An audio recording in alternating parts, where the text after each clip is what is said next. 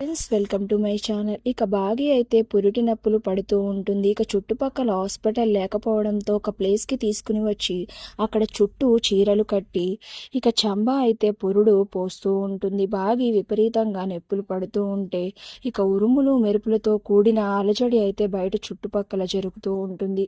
ఇక అలా నొప్పులు పడుతున్న బాగి అయితే విలవిలలాడిపోతూ ఉంటే పిల్లలు అందరూ కూడా దేవుడిని ప్రార్థిస్తూ ఉంటారు. ఇక అప్పుడే బాగీకి ప్రసవం అయితే జరిగిపోతుంది. కానీ ఆ బిడ్డ చనిపోయి ఉంటుంది. దాంతో చంబా అయితే అంటూ ఉంటుంది, ప్రసవం అయితే జరిగింది కానీ బిడ్డ చనిపోయింది, ఉలుకు పలుకు లేదు అని అయితే చంబా అంటూ ఉంటుంది. ఇక బాగి స్పృహ కోల్పోయి ఉంటుంది. ఇక ఇది విన్న అమర్ ఒక్కసారిగా గుండెలు పగిలేలా చూస్తూ ఉంటే రామ్మూర్తి కన్నీటితో ఏడుస్తూ దేవుడి దగ్గరికి వెళ్ళి అక్కడ ఉన్న గంటను గట్టిగా మ్రోగిస్తూ ఉంటాడు.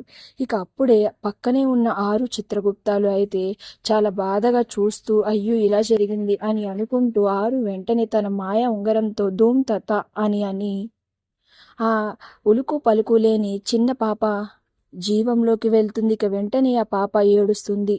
ఇక తన బిడ్డ బ్రతికినందుకు అమర్ పిల్లలు అందరూ కూడా చాలా సంతోషపడిపోతూ ఉంటే మనోహరి మాత్రం బ్రతికేసింది అన్నట్టుగా ముఖం మాడిపోయినట్టుగా పెడుతూ ఉంటుంది.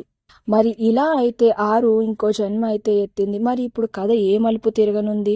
ఇప్పుడు బాగి బిడ్డని మనోహరి ఎంత టార్చర్ పెట్టనుంది అనేది నెక్స్ట్ రివ్యూలో తెలుసుకుందాం. ఈరోజు అయితే చాలా బాగుంది ఎపిసోడ్. మీకు కూడా నచ్చినట్టయితే ప్లీజ్ సబ్స్క్రైబ్.